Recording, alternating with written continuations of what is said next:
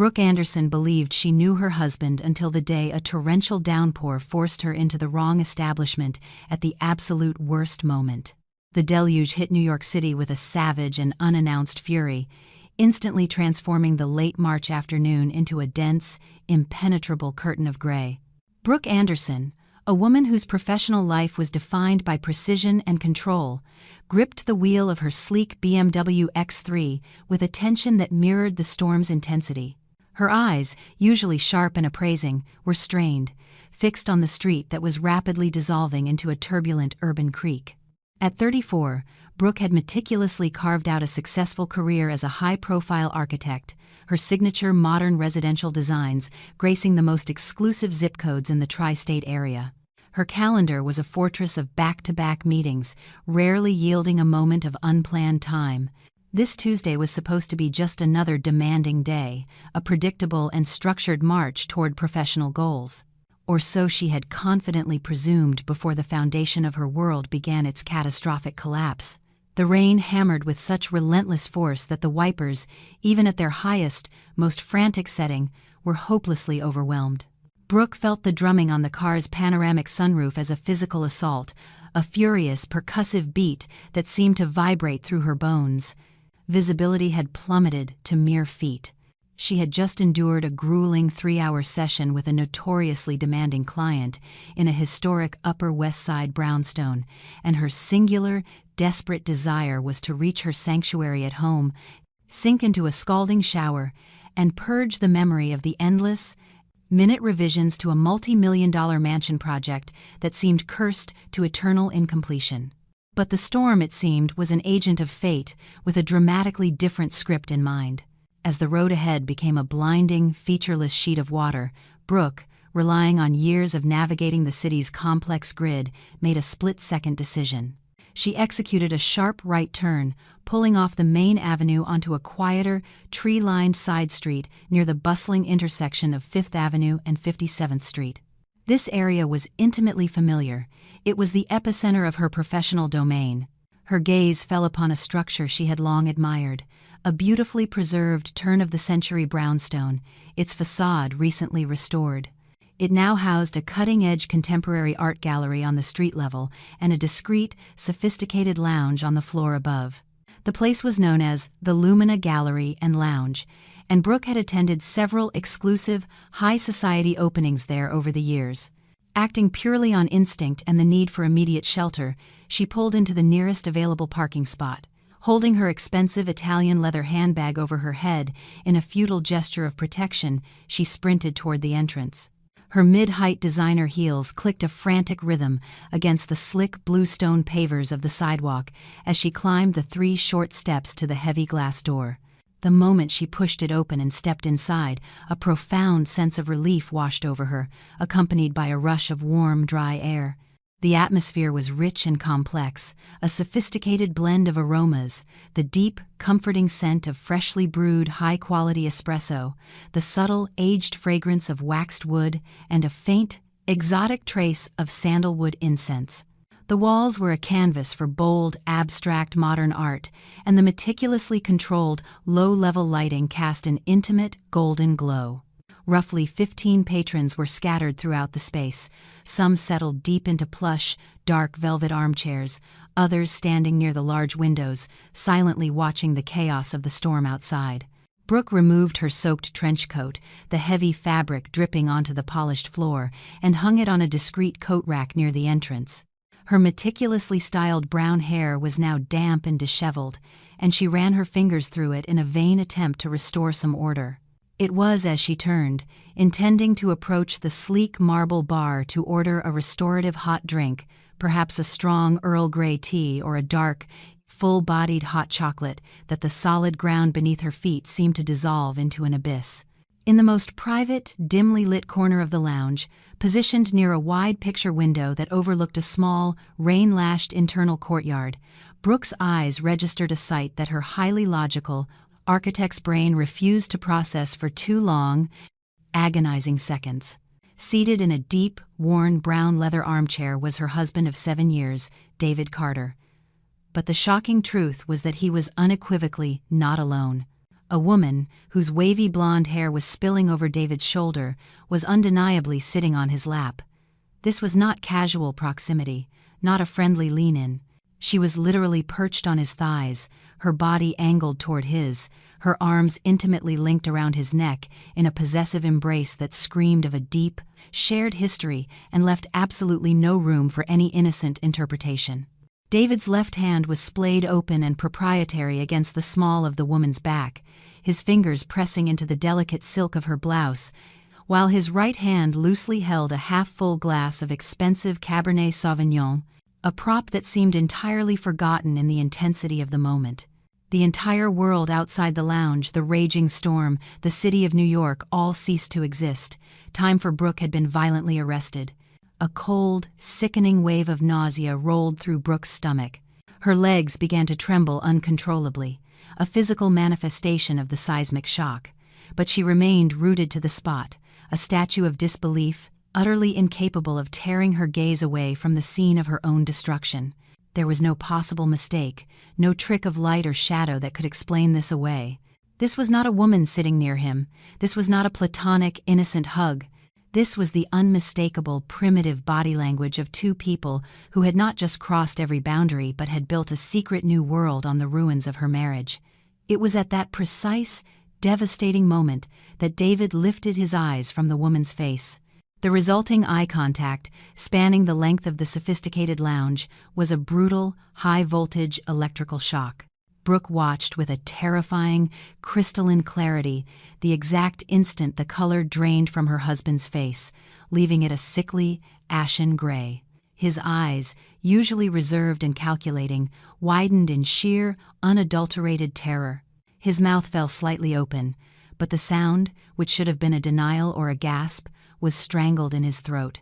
His fingers, still gripping the wineglass, went rigid, and his entire body locked, as if some unseen, malevolent force had slammed the emergency stop button on his very existence.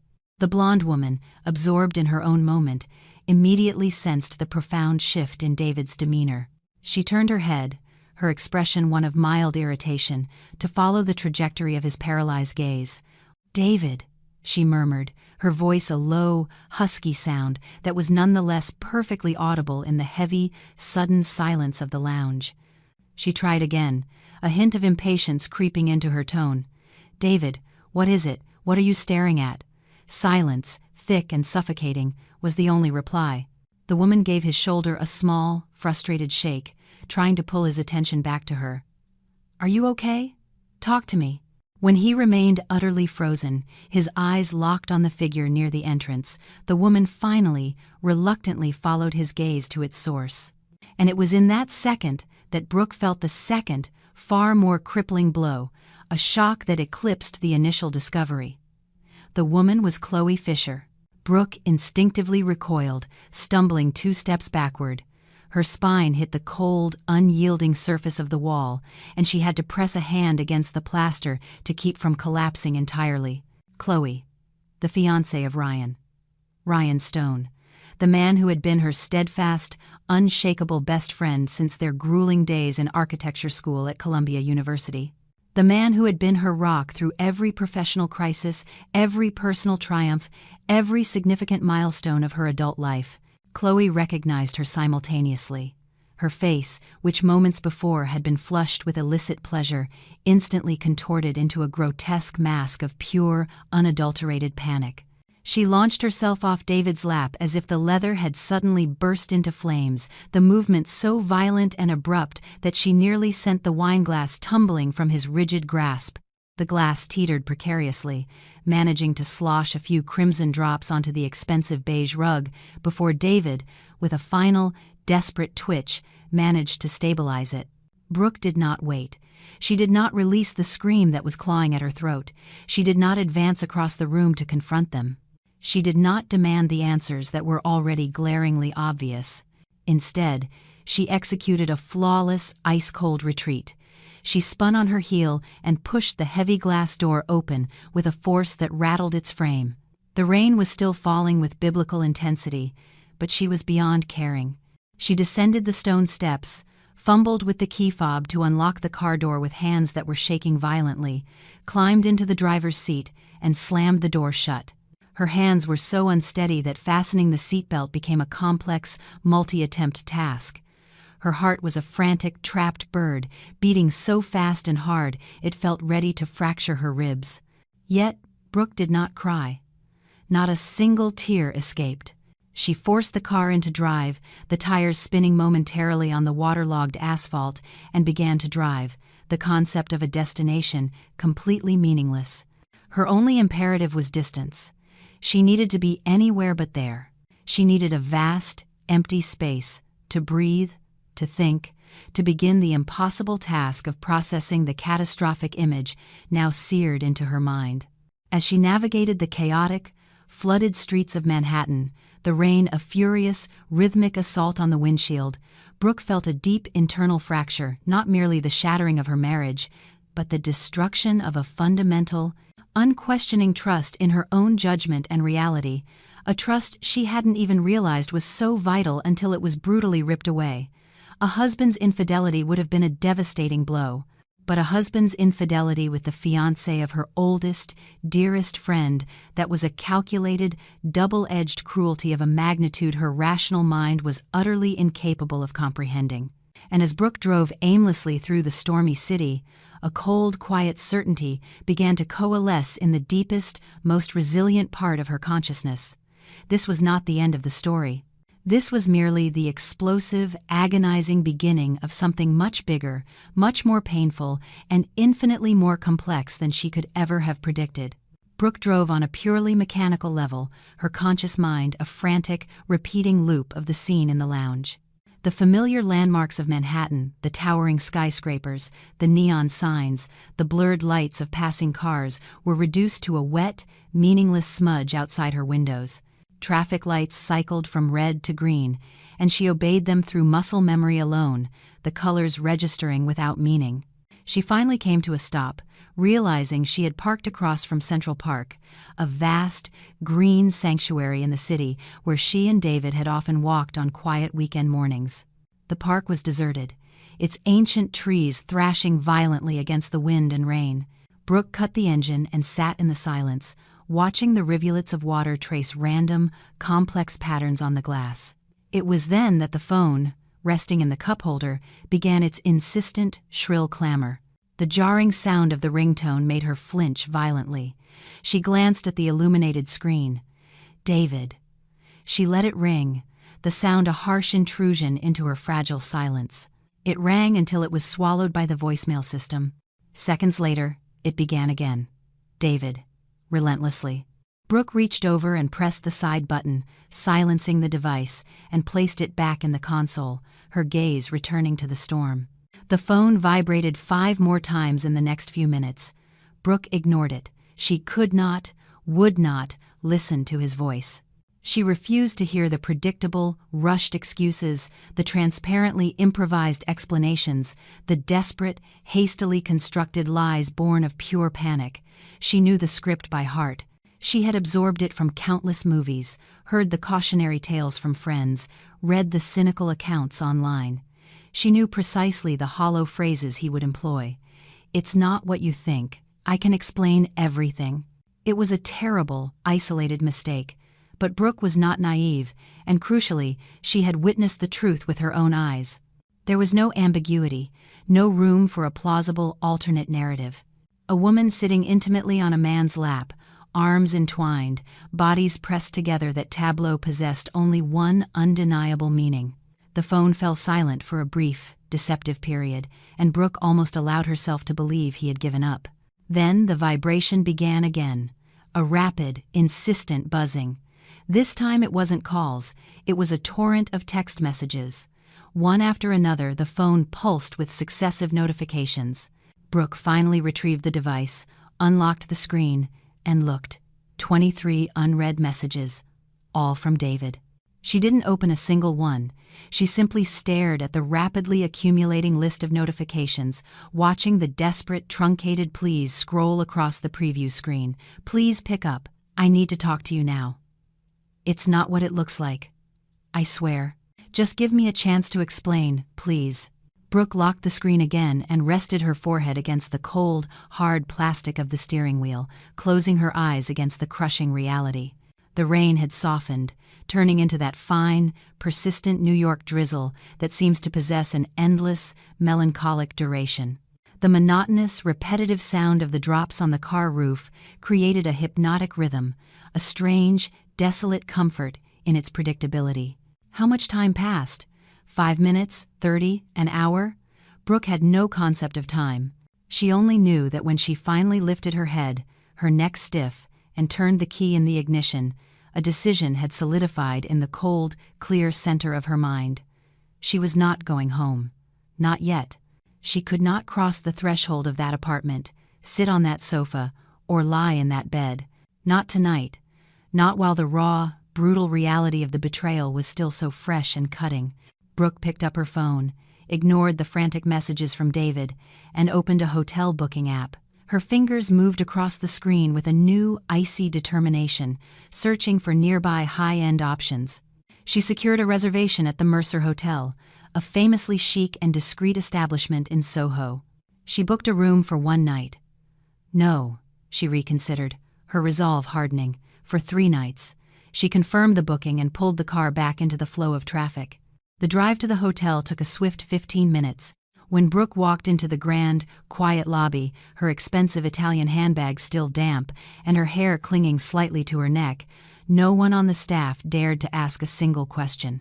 The receptionist offered a polished, practiced smile, handed her the key card to a premium suite, and wished her a pleasant stay. Brooke acknowledged her with a brief, emotionless nod and walked toward the elevators. The suite was vast and utterly impersonal, decorated in muted, anonymous shades of beige, cream, and slate gray. An enormous king-sized bed dominated the center of the room, flanked by minimalist, light wood nightstands. The blackout curtains were heavy, designed to completely seal out the outside world. Brooke dropped her purse on a velvet armchair near the window, kicked off her designer shoes, and sat down heavily on the edge of the bed. It was only then, in the absolute, isolating solitude of that anonymous hotel room, that the tears held back by sheer force of will finally came. They were not the hysterical sobs of a broken woman, but a silent, relentless stream, the physical manifestation of a heart that had been irrevocably shattered. The subsequent weeks were a relentless, cold blur of professional efficiency. Brooke immediately vacated the apartment she had shared with David, moving into a temporary rental in a high-rise building in bustling Soho. She instituted a strict no-contact policy, communicating with David exclusively through her lawyer, Eleanor Vance, Esquire Miss. Vance was a legend in New York's legal circles, a formidable and unyielding attorney known for her ruthless, no-nonsense approach to high-asset, high-conflict divorces. David, predictably, launched a campaign of desperate contact attempts, calls, endless texts, emails, and even one pathetic attempt to show up at her architectural firm, only to be met and politely but firmly turned away by her highly trained assistant. Brooke remained utterly resolute.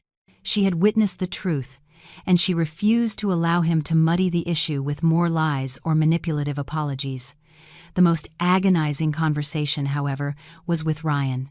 She arranged to meet him at a quiet, independent coffee shop near the Columbia University campus, the very place where their decades-long friendship had first taken root. "I saw them, Ryan," she stated, her voice unnaturally flat, completely devoid of the emotion that was churning inside her. "David and Chloe. They were together. Intimately. There is no other way to describe it." Ryan's reaction was a devastating cocktail of initial, stunned disbelief, followed by an immediate, crushing, physical pain. He didn't yell, didn't deny, didn't try to argue. He simply hunched forward in his chair, burying his face in his hands, his entire body language radiating defeat. "I don't understand," he whispered, his voice thick with unshed tears. "We were 2 months from the wedding. The invitations just went out last week." Brooke reached across the small table, her hand trembling slightly, and placed it gently on his arm. "I am so deeply sorry, Ryan. I wish, more than anything, that I did not have to be the one to tell you this." They sat in a profound, heavy silence for what felt like an eternity, two collateral victims of a shared, brutal, and meticulously planned deception. Brooke made the calculated decision to withhold the secret of the possible pregnancy or the possibility of it. For now, she knew she needed to gather absolutely irrefutable, legal-grade evidence before deploying that particular nuclear option. The emotional impact of the affair alone was enough to deal with at the moment. She engaged the services of a private investigator, a former NYPD detective named Frank O'Malley, known for his discretion and thoroughness, to dive deep into both David's and Chloe's financial and medical histories. Frank was undeniably expensive, but Brooke viewed the cost as a necessary investment in her future peace of mind and her legal standing.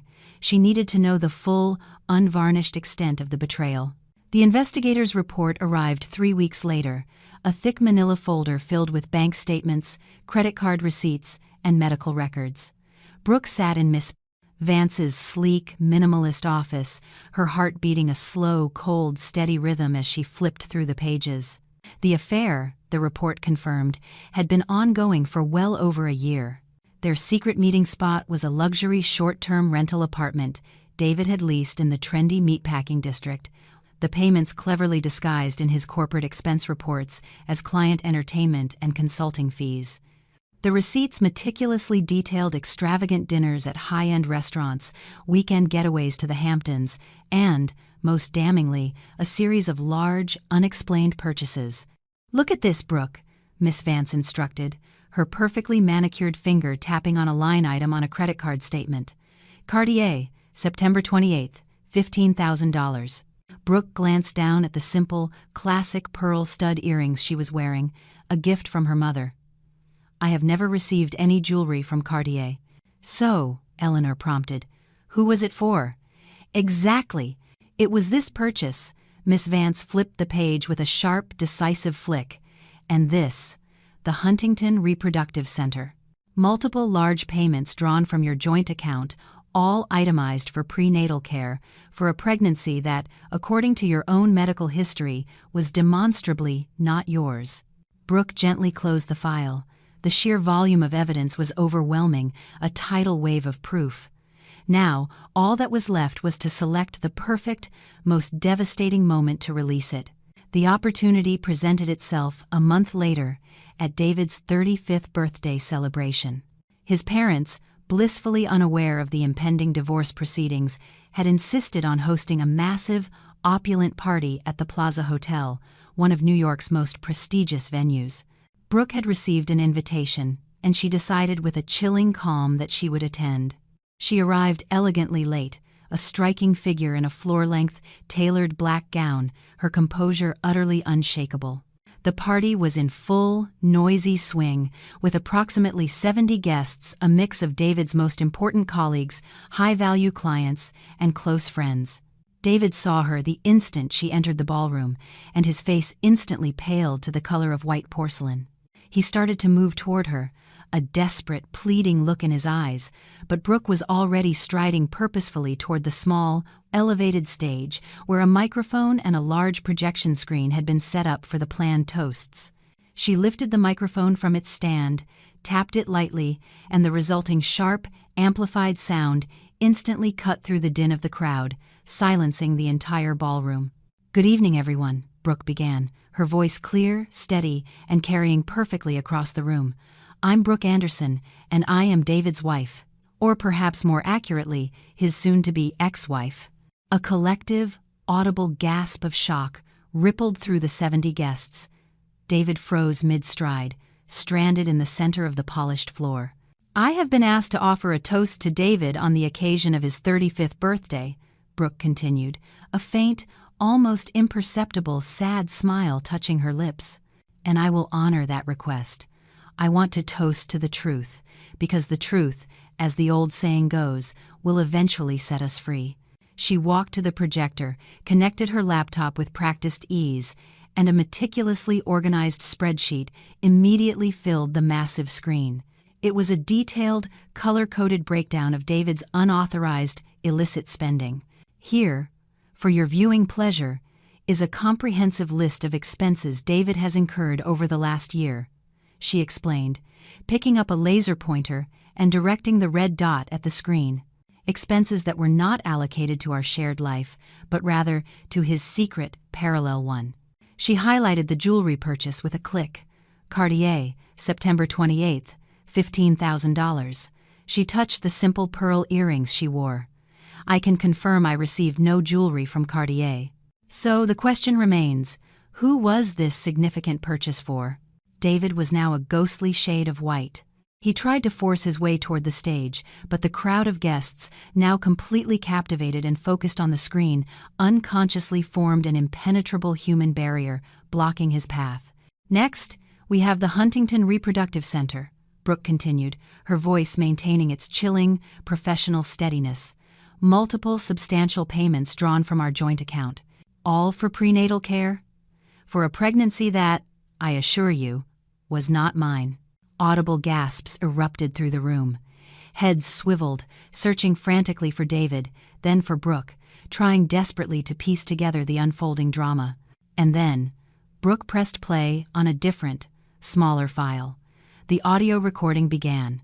Chloe's voice, high-pitched and unmistakable, filled the silent ballroom. It could be Ryan's. It could be David's.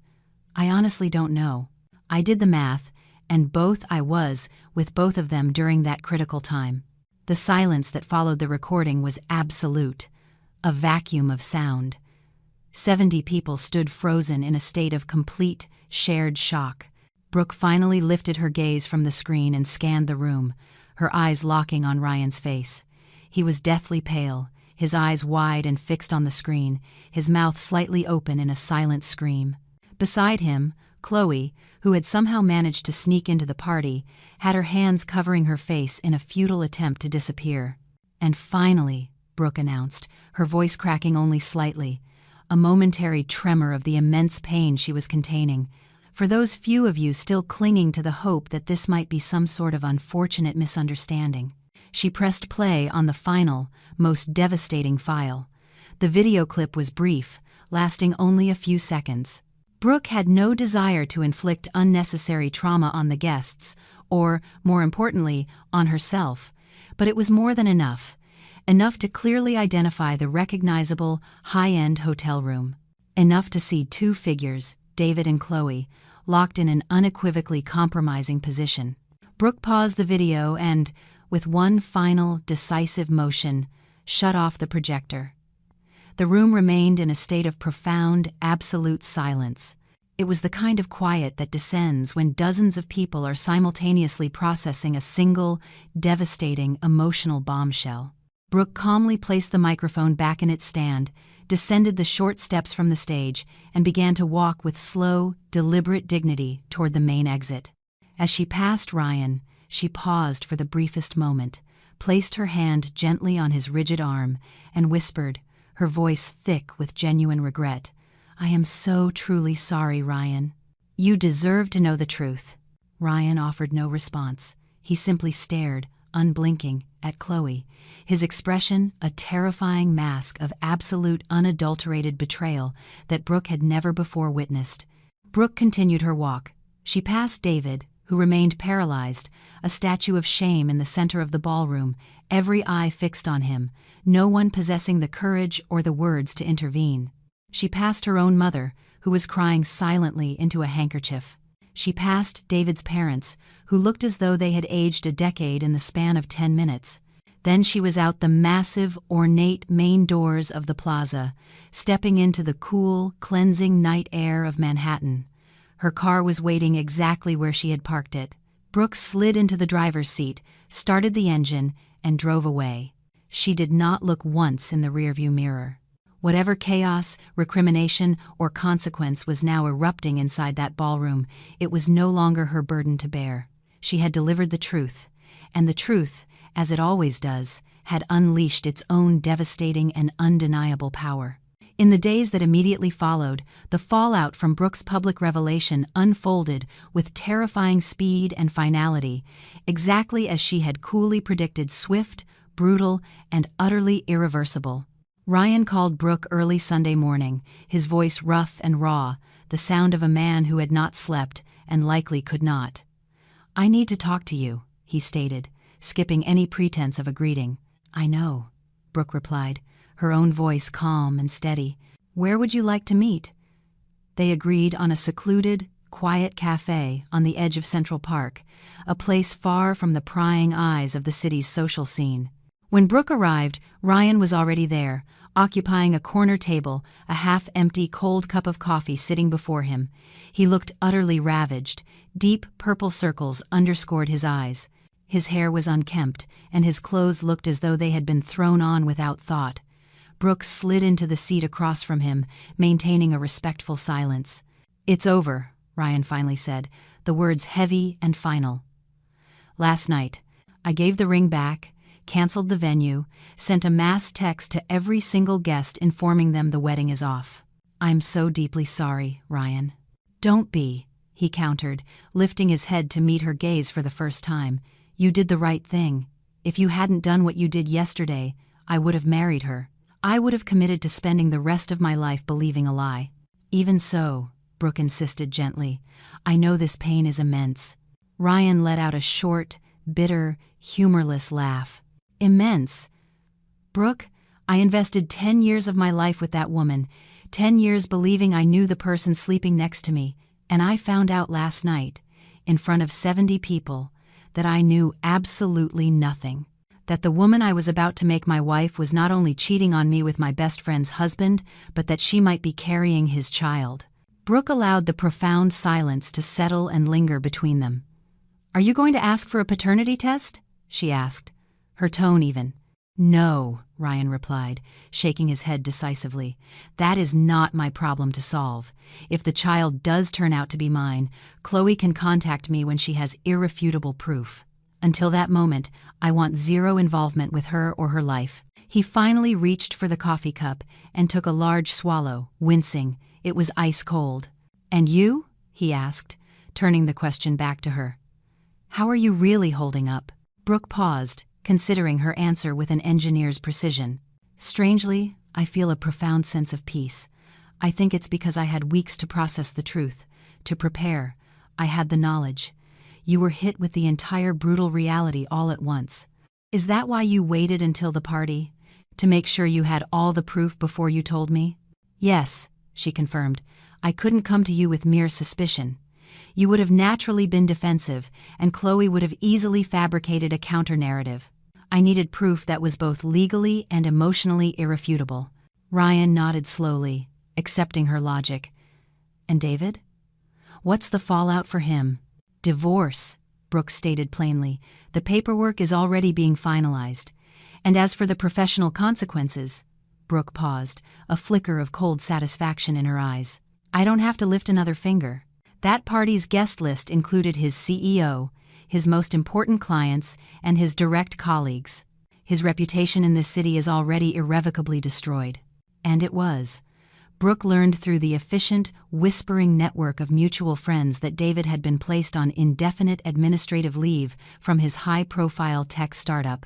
While officially a leave, everyone understood it for what it was, a polite corporate firing. A tech company, especially one that prided itself on a progressive and ethical public image, could not afford to have a senior executive publicly exposed in such a sordid, high-society scandal. Chloe, too, faced immediate and severe consequences.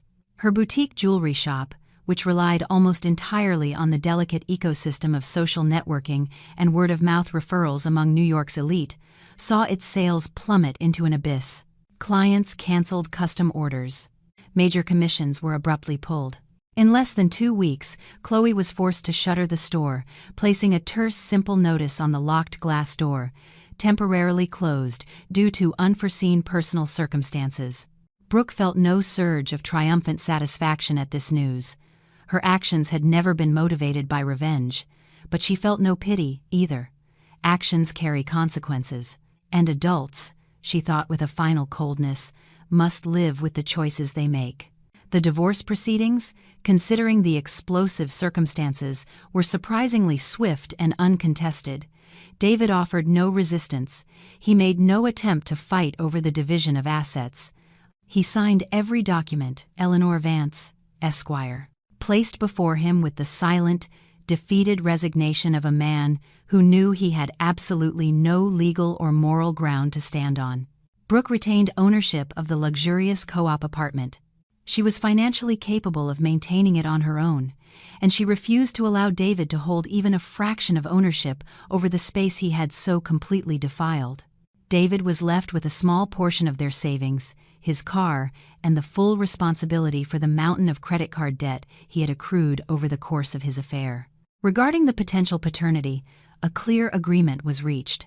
If a DNA test confirmed David as the father of Chloe's child, he would assume full financial responsibility, as mandated by state law, but Brooke would have no involvement or contact with the situation. 3 months later, the final divorce decree was signed and filed. Brooke Anderson was officially and legally free. She did not celebrate the occasion.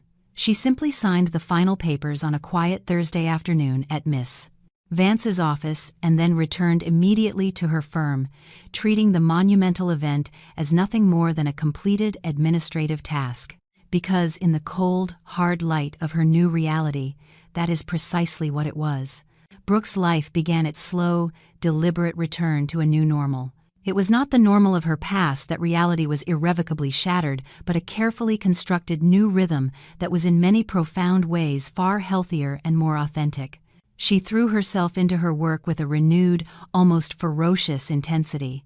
She began taking on challenging, high-profile projects she might have previously declined. She traveled extensively, speaking at major architectural conferences in Chicago, Los Angeles, and Miami. She began guest lecturing at prestigious universities on the critical importance of sustainable design and the preservation of historic structures. And slowly, with the cautious pace of a deep thaw, Brooke began to allow herself to truly live again, not merely to survive the wreckage, but to embrace a vibrant, forward-looking existence. She adopted a rescue dog, a magnificent 7-year-old German shepherd named Max, who had been abandoned by his previous owner and carried the cautious, wary look of an animal who had learned that the world could be cruel and unpredictable. Brooke and Max formed an immediate, profound bond. Both had been betrayed. Both were engaged in the slow, meticulous process of rebuilding trust, one small, tentative step at a time. Brooke also committed to regular therapy sessions with a highly recommended counselor, Dr. Cecilia Reyes. She did this not because she was on the verge of collapse, but because she was determined to process the trauma in the healthiest way possible. She wanted to ensure she was not carrying any unresolved emotional baggage into the future she was building. Then, months after her divorce was finalized, at a major international architectural summit held in Chicago, an event that drew architects, thought leaders, urban planners, and designers from across the Americas, Brooke met Leo. She was sitting in a session focused on sustainable innovation in large-scale retrofit projects, diligently taking notes, when the man beside her leaned over and offered a witty, insightful comment about the presentation. They struck up a conversation. Initially, the talk was strictly professional. Then it drifted to the complexities of urban living, then back to a shared passion for architecture, and finally settled on the deeper, more personal aspects of life. Leo Oliver was also an architect, based in Chicago, specializing in bespoke luxury residential projects. He was 42, a man with a kind, open face, and he had 2 children from a previous marriage that had ended amicably 3 years prior. He possessed an easy, genuine smile that had the power to completely light up his features. There were no sudden, dramatic sparks, no overwhelming, immediate attraction. Instead, there was a quiet, profound connection. There was an effortless ease to their conversation. There was the deeply comforting sense of speaking to someone who genuinely heard her words and truly valued her perspective. They exchanged contact information. They began a steady exchange of text messages. Then came the long, late-night phone calls. Leo started inventing increasingly flimsy excuses to visit New York City more frequently. Brooke, in turn, began taking on new projects in the Midwest that required her to be closer to Chicago. When they finally shared their first kiss, 4 months after that initial meeting at the conference, it happened during a quiet evening walk along the Chicago Riverwalk. with the setting sun painting the vast expanse of the city skyline in breathtaking shades of fiery orange and deep violet. The kiss was gentle, hesitant, a mutual exploration, but it felt absolutely and profoundly right. "Are you sure you're ready for this, Brooke?" Leo asked afterward, holding her hands gently and studying her face with sincere concern. "I know you've been through a tremendous amount. I don't want to rush you into anything." "I'm ready," Brooke replied, her voice steady and honest. "Not because I've forgotten what happened, but because I've learned that the events of the past do not and will not define my future." And she meant it. She truly did. A year and a half after the devastating scandal at the birthday party, Brooke was sitting in a comfortable chair in an obstetrician's office, her hands held tightly in Leo's, both of them staring intently at the ultrasound monitor. "Congratulations," the doctor announced with a warm, professional smile. "You're expecting a healthy baby girl." Brooke felt the familiar, warm rush of tears streaming down her face, but these were good tears, tears of pure, unadulterated joy and gratitude. Leo squeezed her hand, his own eyes shining brightly with deep emotion.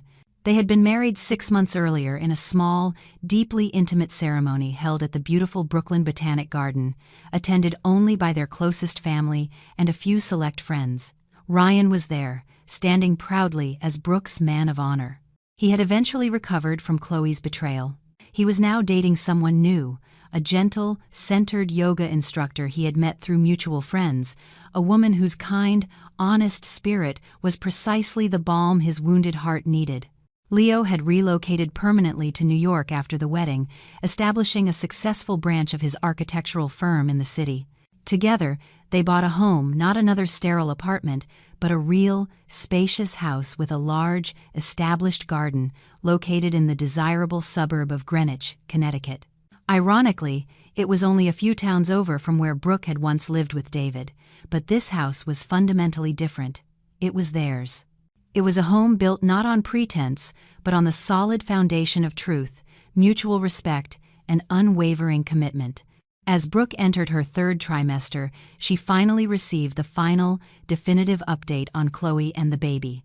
Ryan mentioned it casually over coffee, noting that Chloe had given birth to a baby girl 3 months prior.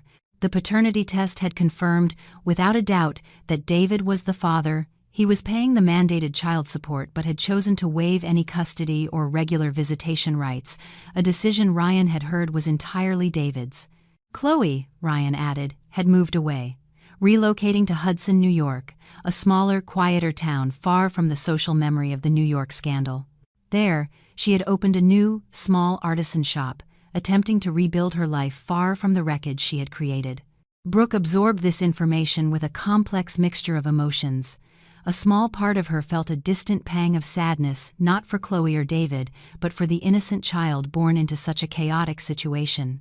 A larger, more dominant part of her felt a quiet sense that justice, in its own slow, inevitable way, had run its natural course.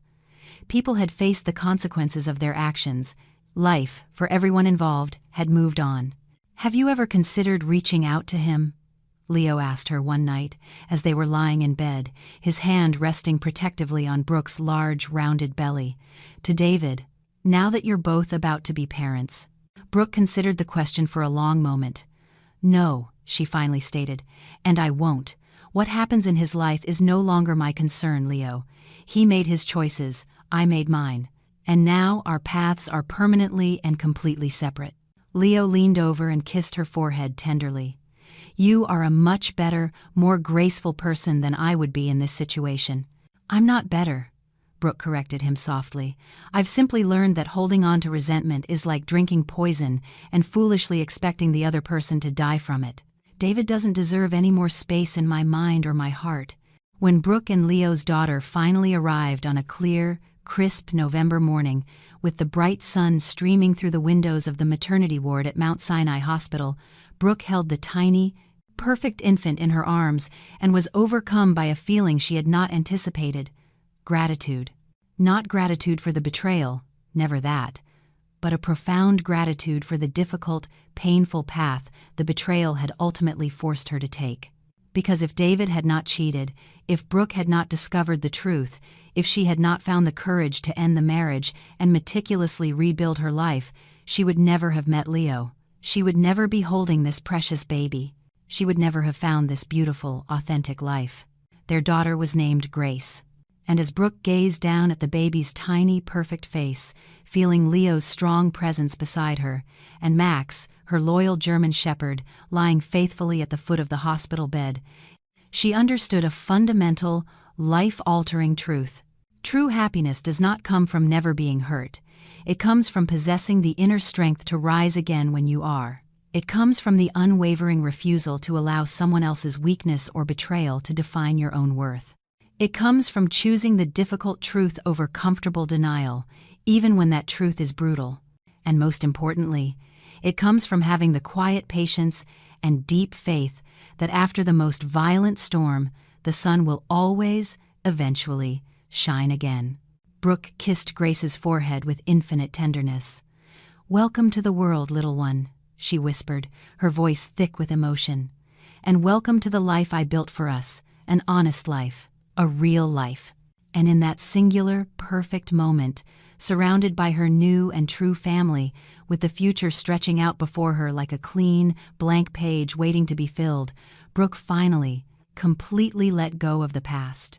Not with lingering anger, not with corrosive bitterness, but with the quiet, unshakable dignity of a woman who had stared the truth directly in the eye, refused to flinch, and emerged on the other side infinitely stronger, immeasurably wiser, and profoundly, beautifully free.